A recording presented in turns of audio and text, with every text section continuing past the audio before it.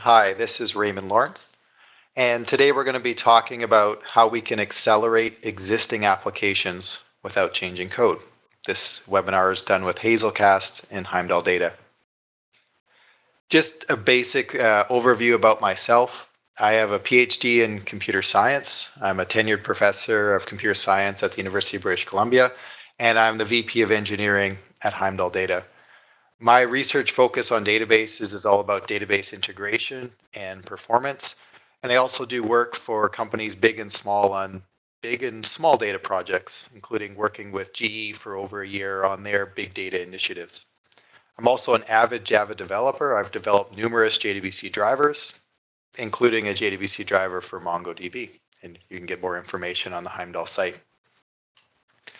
So first of all, I'm going to talk about the motivation on why we're interested in high performance and availability in databases. It's been estimated that in terms of high availability for the Fortune 1000, 1 hour downtime of their database costs about $600,000, often in lost opportunity costs. Now, obviously not all databases have such a high cost if there's a failure for downtime, but now with everything having the reason to be available as the expectation, it's more and more of a concern. The other key factor with the database and the data architecture in general is performance. So Amazon has estimated that 1 second of latency could be up to 10% in lost sales. So high availability and performance are major factors we have to think about. Just some database outages in the news to frame the discussion. As September 2014, Wall Street Journal reported that Walgreens had a database failure for just related to routine database maintenance, and the outage delayed 8,200 stores who were unable to fill prescriptions. So clearly a major business impact. In April 2015, Starbucks accidentally deleted a database table, which resulted in their stores being down for 3 hours and an estimated $3 million in loss. So availability in the database is a big deal for companies, both big and small. Now, if we take a look at what the ideal database is from the business point of view, not from the technical point of view, if we look at an application, really from the application's perspective, that data layer could just be a data management black box where the application issues requests and data comes out of that magic black box. And we could easily identify some of the key features that we would want this data management black box to have. Obviously, it should perform data storage and retrieval. It should be highly available, as we've just seen with some of the business case examples. It has to have a certain level of performance in terms of response time, data and query scaling, some level of consistency, whether that's ACID or base level consistency, and typically persistence. Now, how do we measure the value of our data management black box from the application? It really comes down to 2 factors, which are cost and performance. Now, in the real world, there's no magic data management black box that solves all these problems for us. And if we take a look at trends in terms of new development, so you control the application and you get to pick your data architecture, clearly you could still use some of the relational databases that are out there, and the relational vendors have done a great job in adapting as new technologies come out and integrating them into their systems. And there's a variety of NoSQL database choices as well out there. And your choice comes down to a variety of factors: scale, availability, cloud versus on-premise, or some mixture of the two, the API from the application's point of view. So if you're developing the application, certain databases have different APIs that are more advantageous to use in certain situations than others. And a big trend is leveraging in-memory technology. If you can have the data available in memory, you could have performance that is 10, 50 times faster than a traditional disk-based architecture. But the key factor here is that there's no one size fits all. There's no one perfect solution for any data management challenge for an application. So if we take a look at data grids and Hazelcast in particular, from the application point of view, you get a lot of benefits. Now your requests, instead of going directly to a database, can be going to the in-memory grid, and the data can be served out of that data grid. You are getting much better performance through that. That data grid may be linked on the back end with a relational or NoSQL database, or it may be used independently, depending on the use case for your application. The benefits you're getting is you're getting the performance. You're getting things served from memory, so the actual latency you have is greatly reduced compared to going to a database. You're getting benefits of scale, because now you're spreading the data across a cluster of machines rather than one. And if this data grid is front-ending a relational or NoSQL database, you're getting database offloading. So one of the key factors, remember, in picking a data architecture was cost, and many of these relational databases in particular can be quite expensive if you're not in the open source world. So there's often a benefit for moving some of that query and data traffic off of those high-cost systems into a data grid like Hazelcast. Now, the challenge, or just the thing that you have to do to be leveraging Hazelcast in an in-memory data grid, is the application has to be data grid aware. The application is no longer querying a relational NoSQL database directly through the API.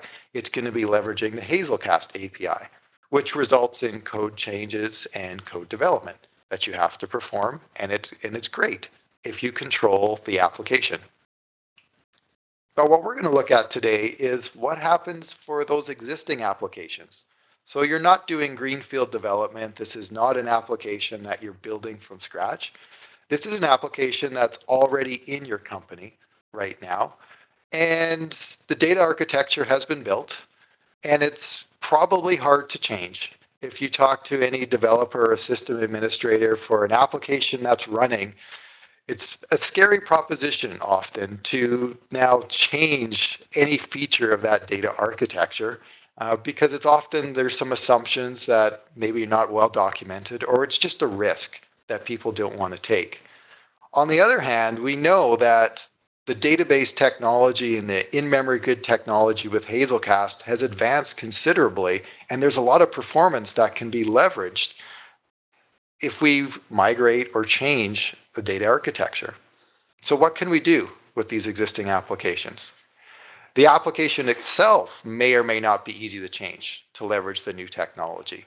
Maybe the application was developed in-house, so you have source code that's available, but maybe you don't have great documentation for that application. Or maybe the original developers aren't there anymore. You don't have quite the same level of knowledge. So once again, there's a risk in changing the application and the data architecture for that particular application. So the question I'm going to answer and show how it's possible in this webinar is, well, can we take these existing applications and leverage grid caching via Hazelcast to improve their performance? And the spoiler is, yes, we can. And I'm going to show you how that works. So Hazelcast enabling any JDBC application is really easy to do. And we're going to leverage a technology we've built at Heimdall Data called Heimdall, which is a JDBC-based data access platform that allows any JDBC application to use grid caching without changing the code. And using this technology in your application is really, really simple. All you must do is install the Heimdall JDBC driver in your class path, just like you would do any other jar file, and change the JDBC URL. So maybe before you were using a MySQL database where your URL would be JDBC MySQL, and then the location of your server and your database. The change that you make in the application, which is typically not in application code, which would be in a property somewhere, is now say JDBC Heimdall, and then the location of the Heimdall server, and then the name of the database. That's it. That's the only changes you have to make. And now you can start leveraging some of these new technologies, such as Hazelcast, for your applications that were never designed to use them. So let me drill down a little bit on what that looks like. In your traditional JDBC Java level application, you have your application, which is querying through the JDBC API through the vendor driver, which queries the database. So as an example, let's consider MySQL. So your MySQL database, whether it's a single node or a cluster, and you're using the MySQL JDBC driver to get results from it. The changes we make to the application is we drop in the Heimdall JDBC driver. So the application, instead of talking directly to the vendor database driver, talks to Heimdall first. The other component of the architecture is a configuration server, which is a central point of change of configuration information. So if you have one application or 10,000 application servers, you only have to change the configuration in one place, and all the JDBC drivers on the individual application servers will get the configuration automatically from the configuration server.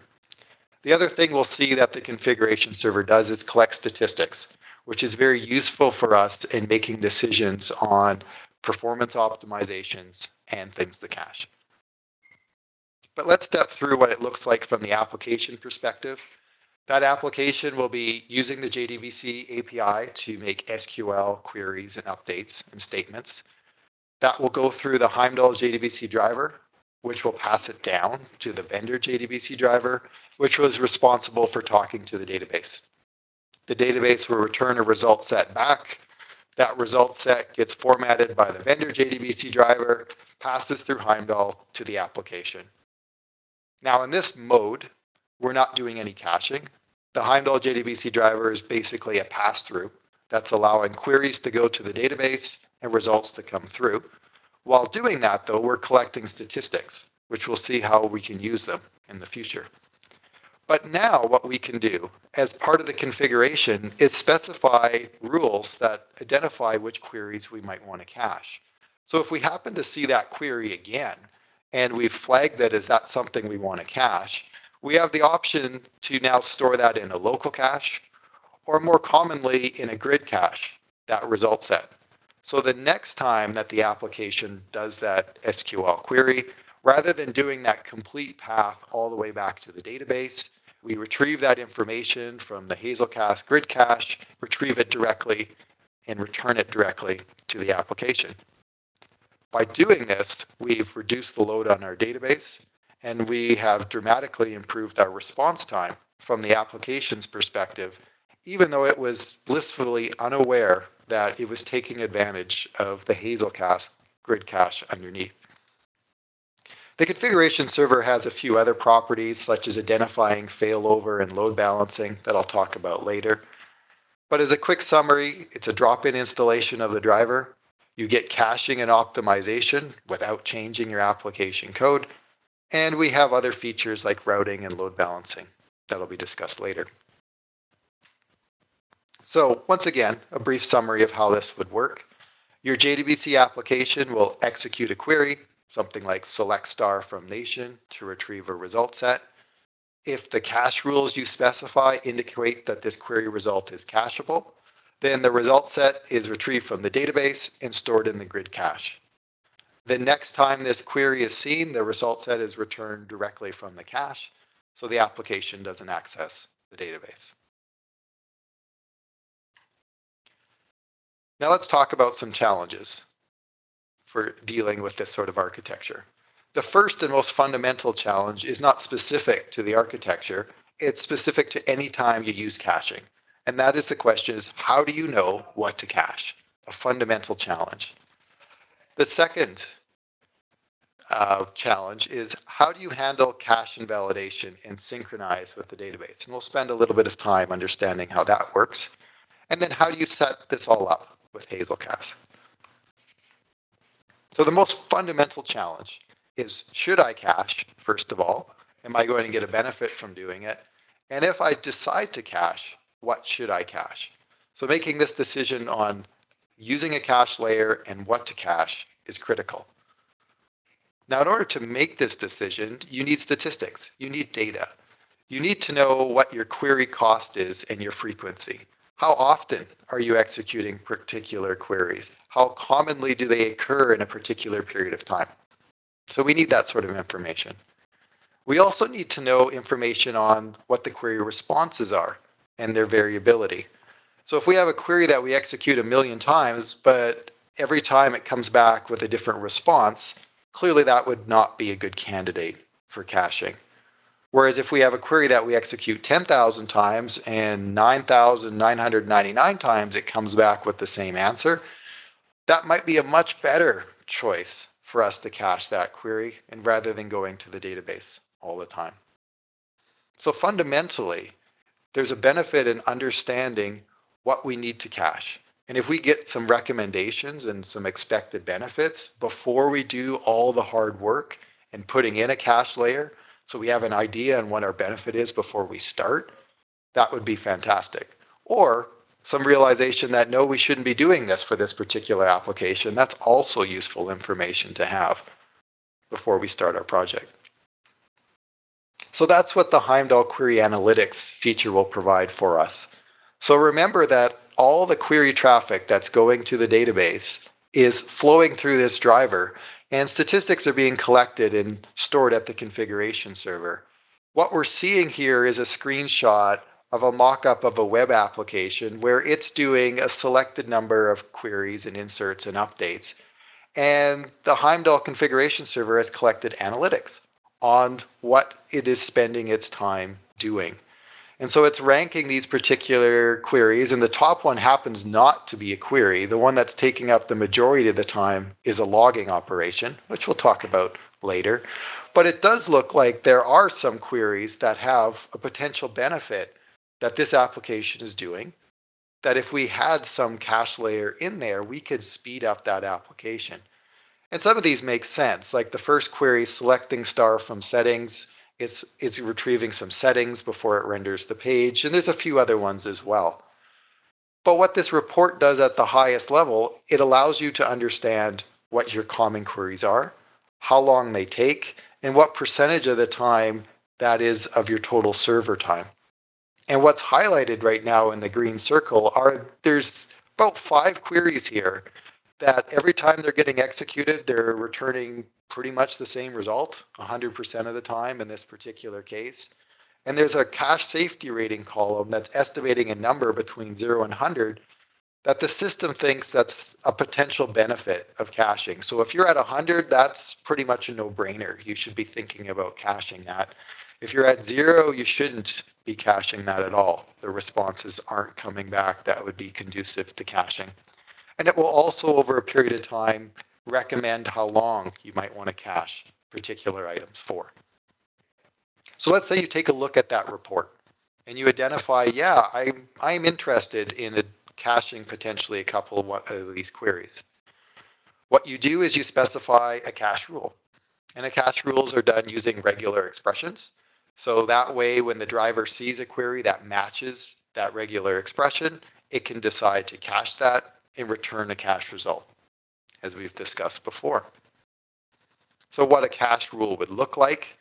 Here we have 2 cache rules specified. This is the cache rule for the settings, the select star from settings.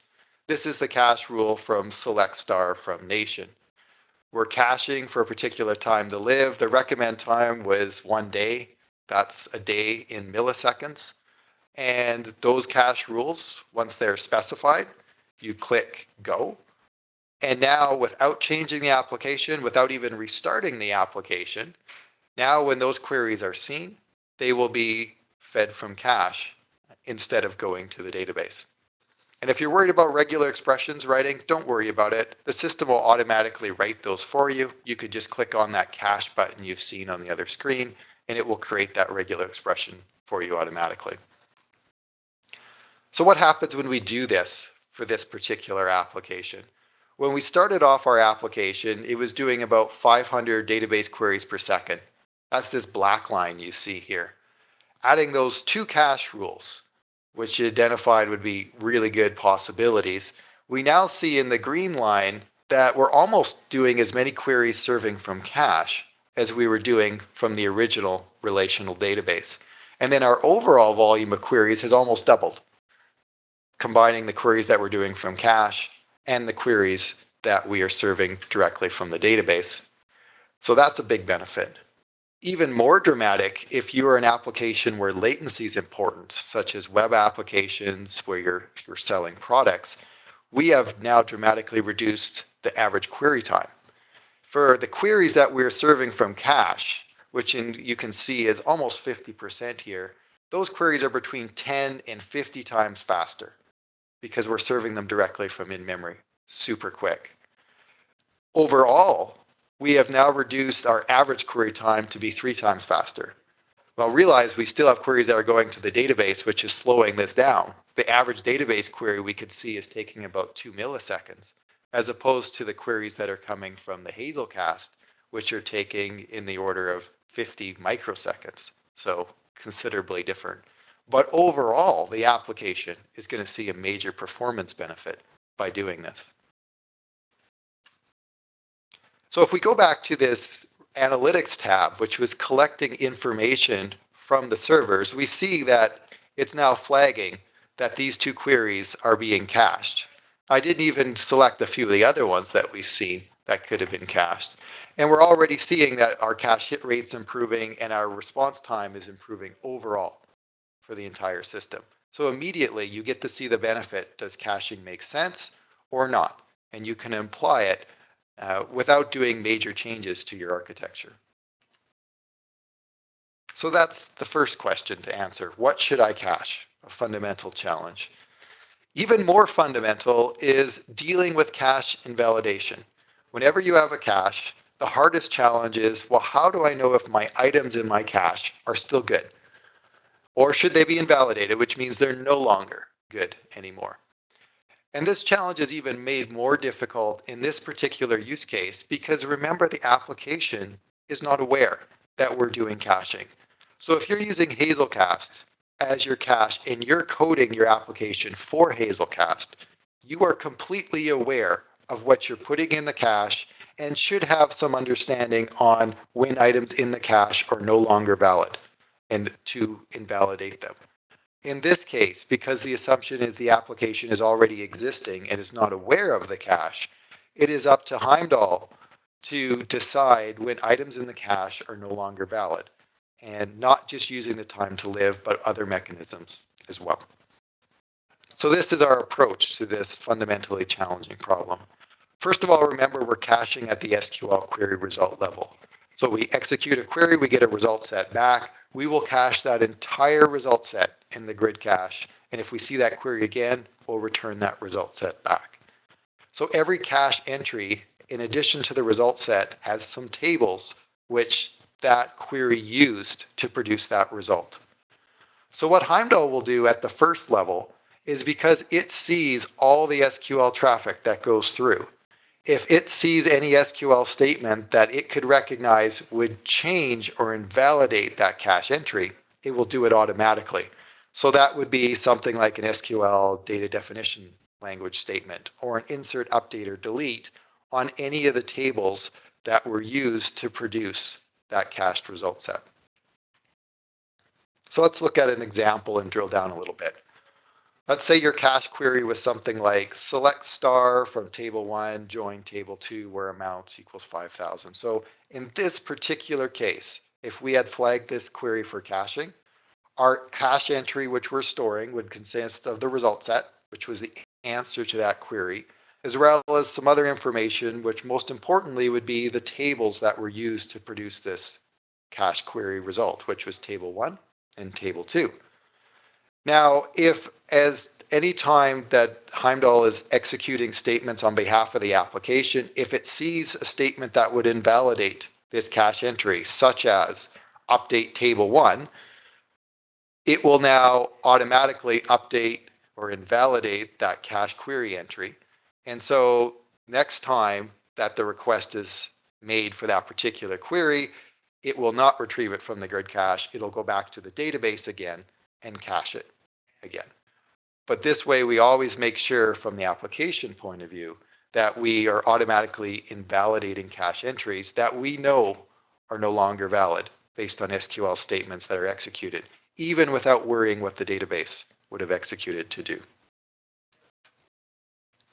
But that's only one piece of the problem. The second piece, which many systems have to deal with, is the database may be modified without going through the driver, without going through that application. And there's a variety of use cases for that. You may have batch scripts. You may have other applications that are accessing the database.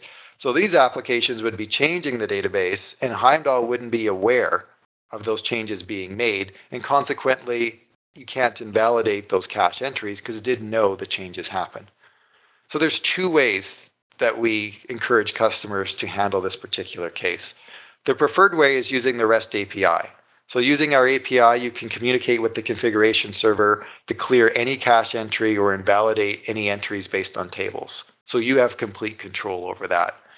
The other approach is we have a module based on database triggers. So if you're willing to change your database, you could capture the updates through triggers, and the driver will automatically ask the database for changes during particular periods of time and then invalidate the cache entries from that.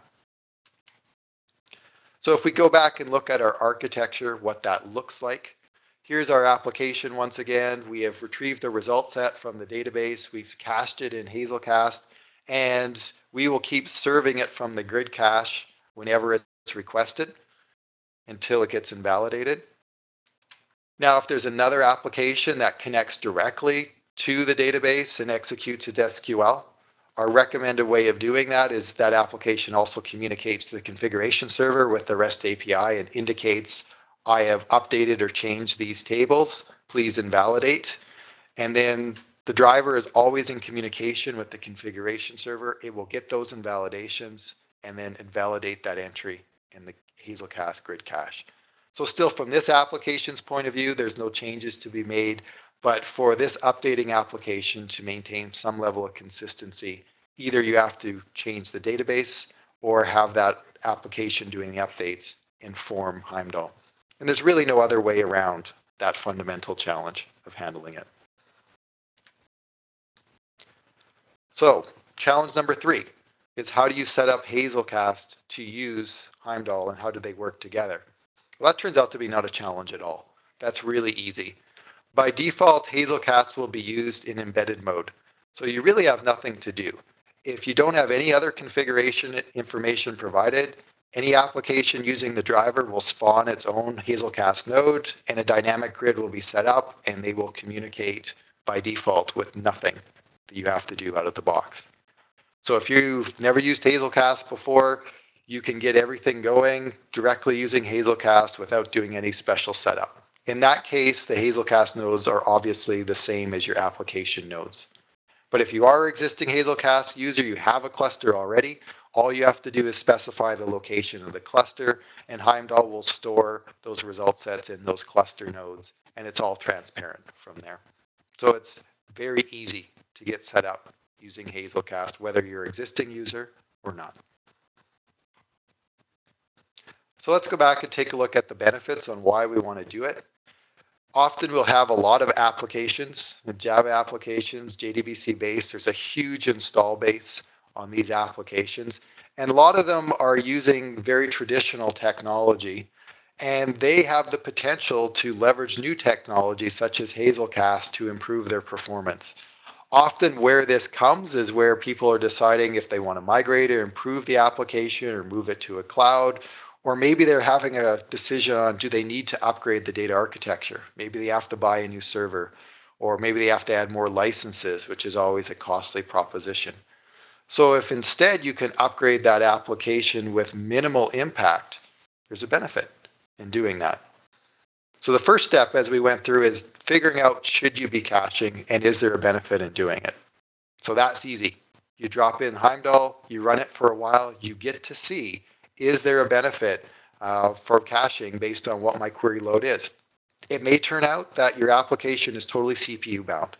There's no benefit at all in changing your database architecture. But maybe there will be. Maybe there is something that can be improved in the application. Maybe there's bad queries in there. Maybe there are things that could be changed or cached to make it the performance benefit there. You can get that performance benefit immediately with no additional hardware, because it's all integrated in the driver and it deploys Hazelcast automatically. And what are you getting? Well, you're getting this in-memory, in-process performance. You get high performance in the data world by keeping things in memory. Even better, what you're doing in this architecture is keeping them in the application process. So we don't even have to communicate out to a different node in many cases to get the data that we need.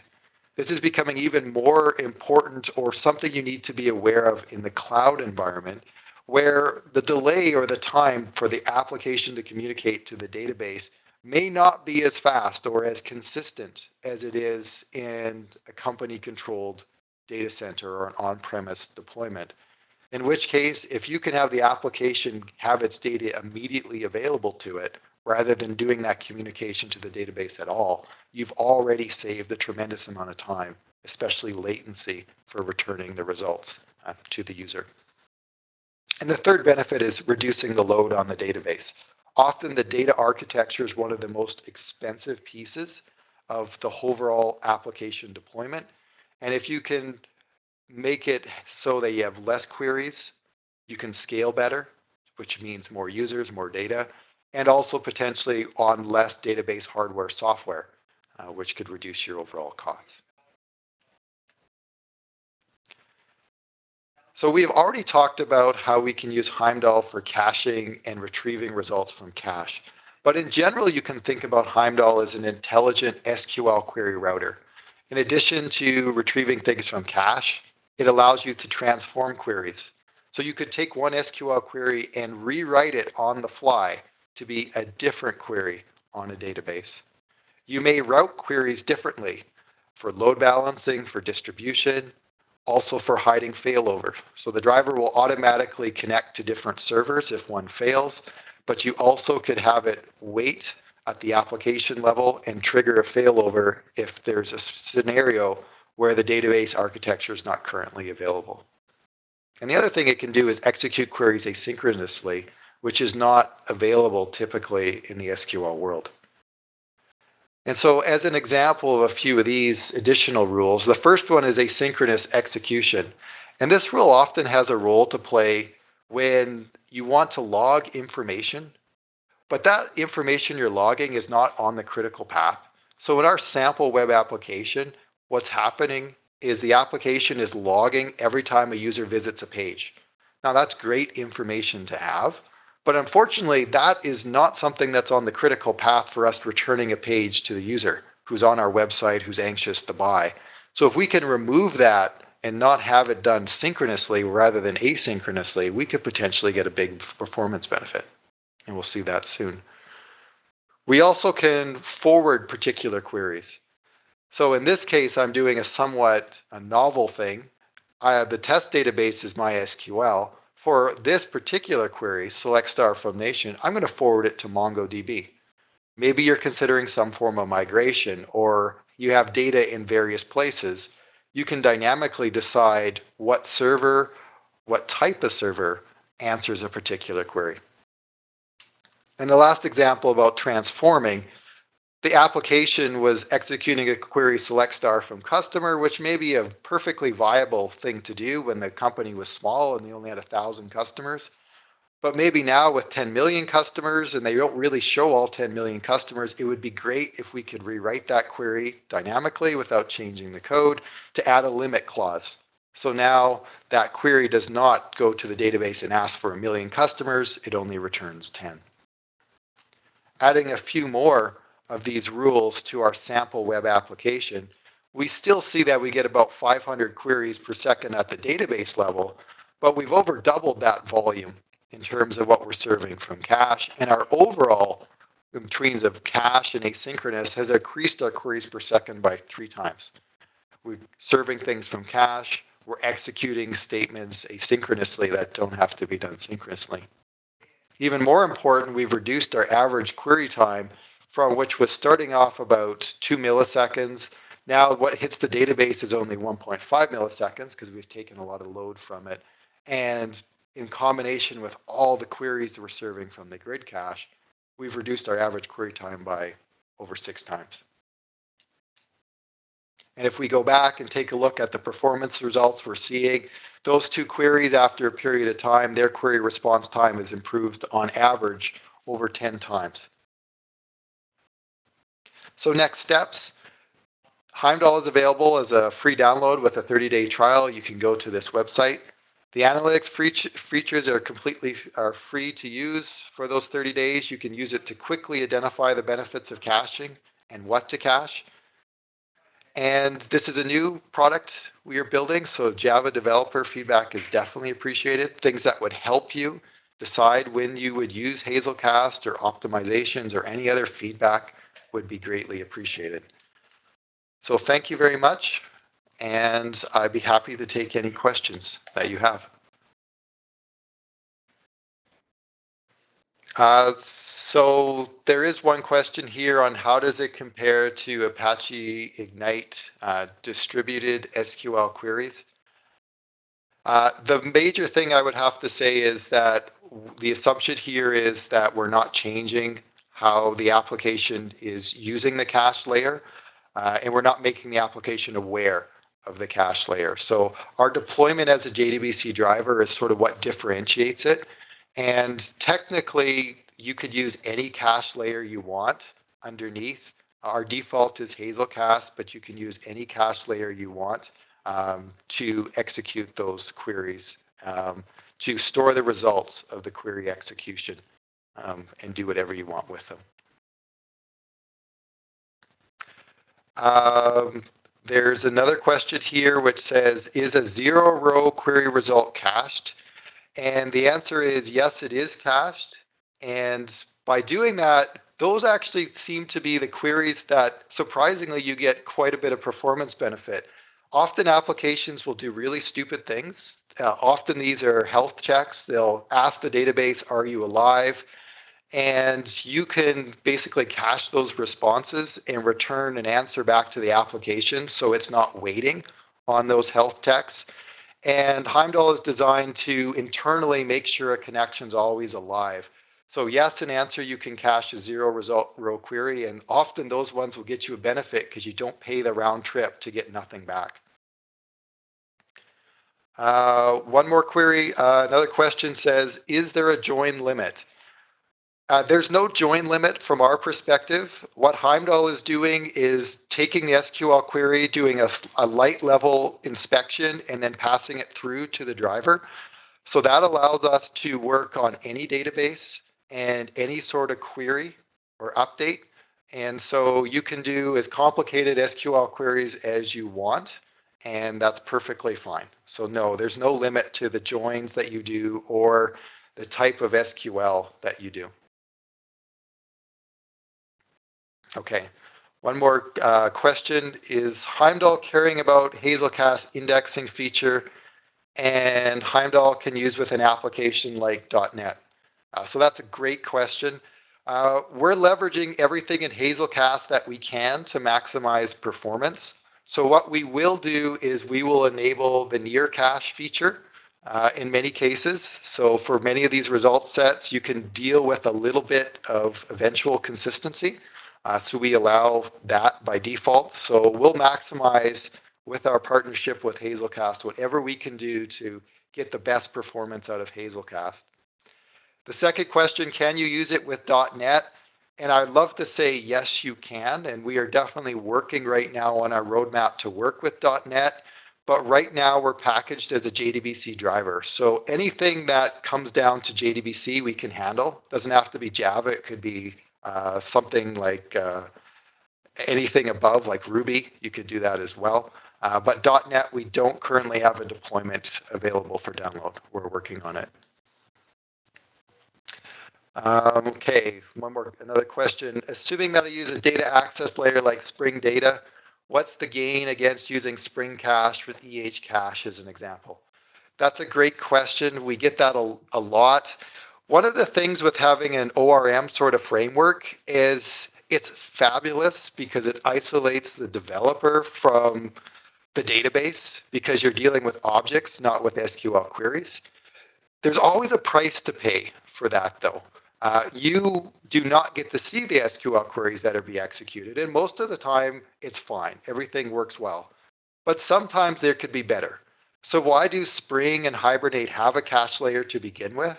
Because they know that there is a performance penalty that they introduce by doing the object relational mapping. And that's just part and parcel of the architecture. And so that's fine.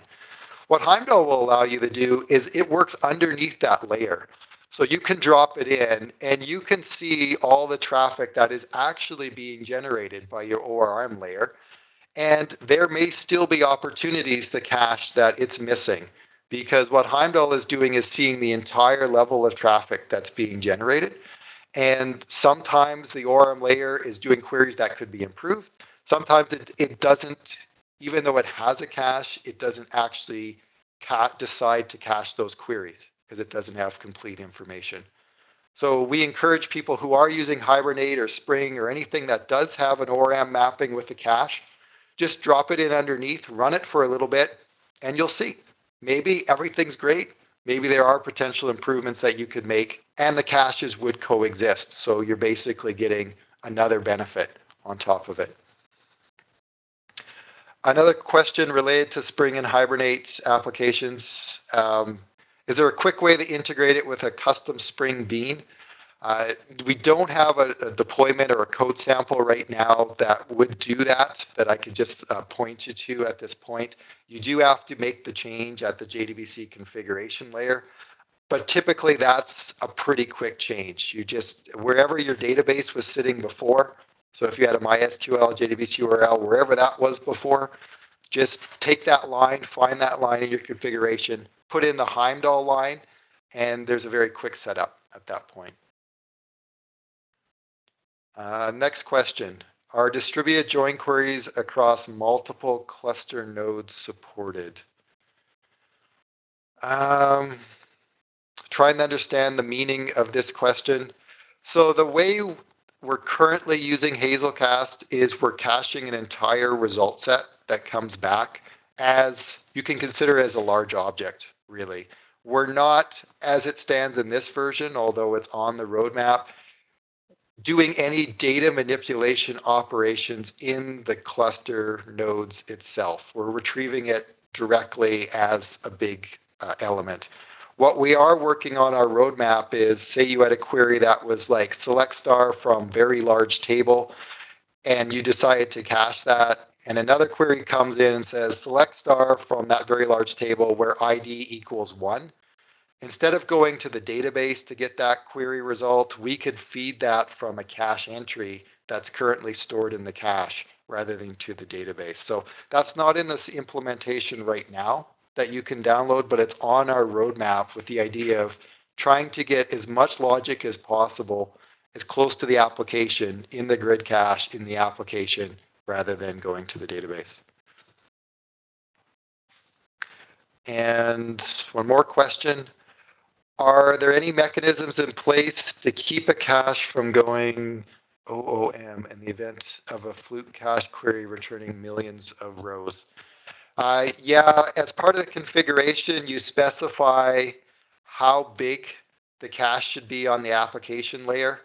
So obviously, we do not want to overload the application layer with a query returning a million rows. So as that cache entry is being built, if that cache entry is seen to be too big based on whatever maximum limit you set, it just won't cache it. It will return the result directly to the application. So it's designed for that case because everybody loves to do things like try to cache a 10 billion row or a million row query, which probably is not a good thing to be doing at the application layer. So it will be aware of doing that because it has a limit on how big the cache should be on the application level.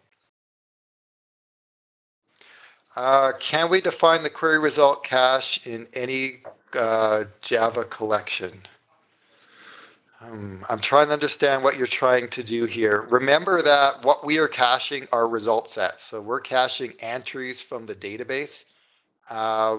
We're not caching like a Java collection or something like that. So I may misunderstand your question. If you want to follow up offline, definitely contact me and I'll try to answer it. All right, and I think with that, we will wrap up. Thank you so much, Raymond, and thank you to everybody who attended and asked great questions. This has been a really great webinar. Okay, thank you very much.